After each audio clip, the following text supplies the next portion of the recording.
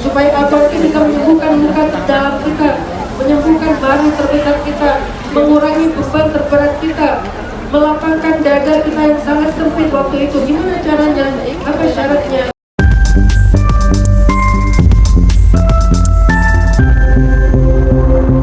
Yang maha mengingat itu Allah. Jadi kalau saya sekarang dilupakan sama manusia, ya udahlah. Gak bisa juga saya memaksa dan nuntut segala hal kepada mereka, minta supaya mereka selalu ingat saya. Kayaknya agak susah ya. Daripada saya kecewa, mending saya ingat Allah aja. Ya Allah, kita sebut nama Allah, kita berzikir kepada Allah, kita berdoa kepada Allah, nanti Allah akan ingat kita. Begitu kita punya masalah, Allah yang ingat kita. Begitu kita berdoa, Allah tahu banget tentang kita masalahnya lagi apa. Ini hiburan Al-Quran untuk orang yang sedang merasa ditinggalkan dan dilupakan. Dulu nih itu. Jadi kalau kalian lagi ngerasa lagi dilupain orang-orang yang penting, orang-orang yang kalian harapkan mengingat kalian, coba ulang-ulang Al-Baqarah 128.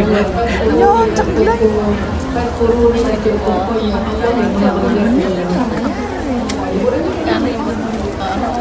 Atau kalian yang lagi ngerasa kayak gak punya teman dekat untuk curhat, sesekali curhat sama teman, dia kena balik jadi generasi. Apalagi laki-laki jangan curhat. Kenapa? Karena laki-laki tidak bercerita. Gak masalah gimana kalau dia udah lama kayak gini. Kalau udah lama kayak gini nih, ngerokok, berarti masalahnya banyak. Kalau saya, karena saya nggak suka ngerokok, kalau saya udah kopinya pahit, berarti masalahnya banyak. Kalau kopinya manis, berarti nggak. Tadi bukan, kopinya manis belum kali. Seperti itu bisa menjadi obat, bahkan keajaiban dalam masalah hidup kita.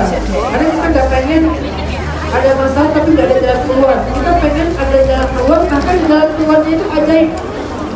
Apa artinya ajaib? Ajaib itu artinya di luar nalar. Itu artinya ajaib. Jadi kalau Al-Quran menjanjikan keajaiban, berarti jalan keluarnya itu yang nggak pernah kita pikirkan, di luar nalar kita. Min haitsu la yahtasib, dari jalan-jalan yang tidak terduga. Itu namanya ajaib. Dari bahasa Arab itu bahasa Indonesia. Ajaib jadi ajaib. Bagaimana cara mendapatkan jalan keluar yang ajaib? Walaupun kita nggak bisa mikirin secara logika kita, kayaknya nggak ada jalan keluar deh. Ada, karena nggak ada yang nggak mungkin bagi Allah. Gimana caranya?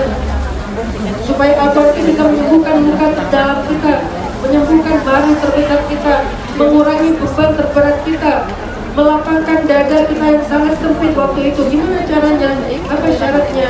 Poin yang kedua tadi adalah kita tidak bisa menjadikan Al-Quran sebagai obat dan penyembuh kecuali kalau kita iman, yakin, dan percaya kepada ayat-ayat.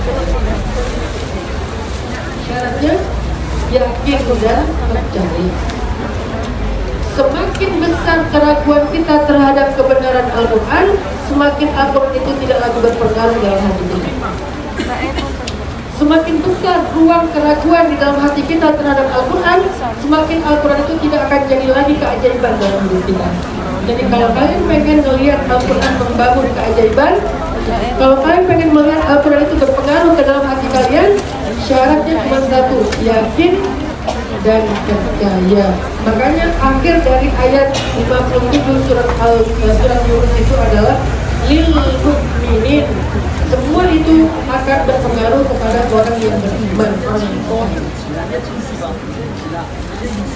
Makanya seorang ulama tasawuf yang bernama Syekh Sahal Ad-Bustari dari Khorasan pernah menyampaikan tentang apa makna dari yakin, apa makna dari percaya ataupun iman. Kata beliau, al-yakin buat syukur. Yakin itu adalah syukur. Syukur itu artinya tenang. Artinya apa? Orang semakin yakin semakin tenang, semakin ragu semakin bimbang, semakin terguncang.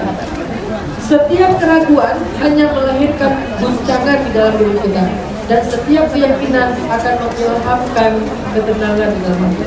Jadi siapa yang pengen tenang ya belajar yakin.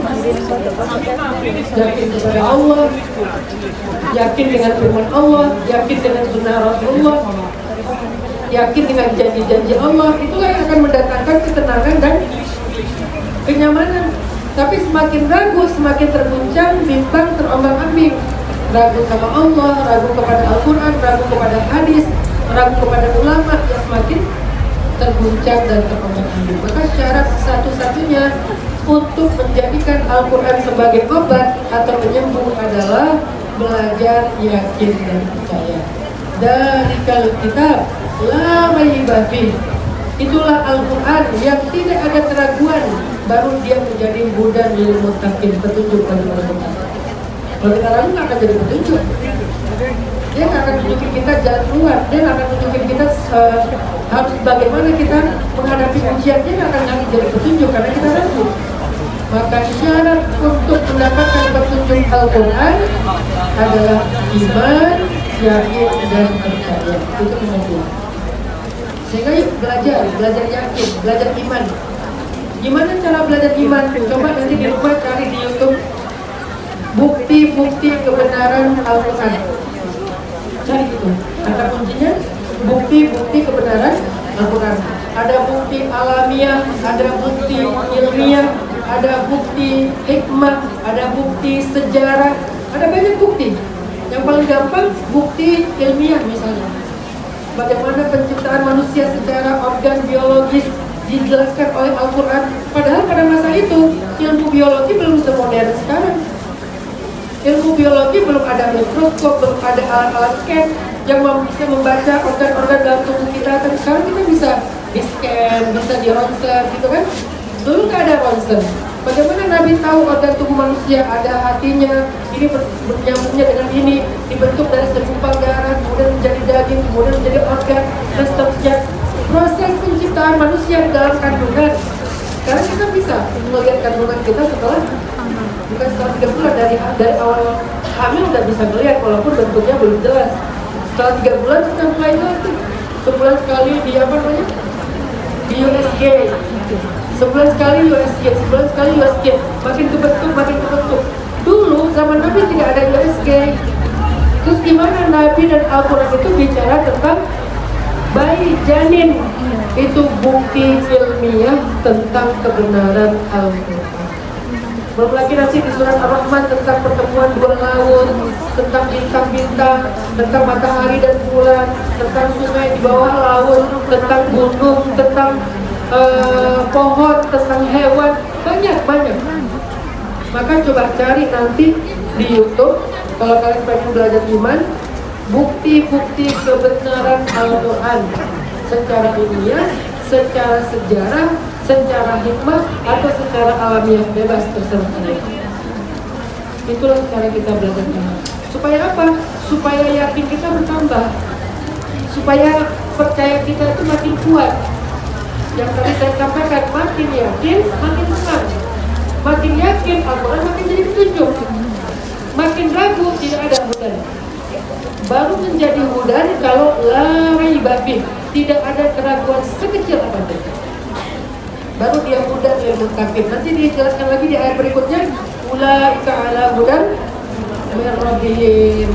Mereka itulah siapa mereka? Orang-orang beriman, orang-orang yang percaya, orang-orang yang yakin akan mendapatkan petunjuk dari Tuhan mereka. Emang syaratnya yakin? Selama ini kita membaca Al-Quran nggak benar-benar yakin. Kita hanya pengen pahala dari Al-Quran, bukan yakin atas kebenaran petunjuk Al-Quran. Jadi kita nggak ngikutin petunjuknya, cuma ngambil ayat-ayat sakralnya untuk dapatin pahala doang. Nah, coba kita upgrade amalan kita. Dari mencari pahala, itu level 1 tuh, udah bagus. Tapi baru level 1. Level 2-nya sudah mencari petunjuk. Level 1 membaca Al-Quran itu mencari pahala, 1 juz, 2 juz, khataman, 1 huruf ada 10 kebaikan, 10 pahala. Itu level 1.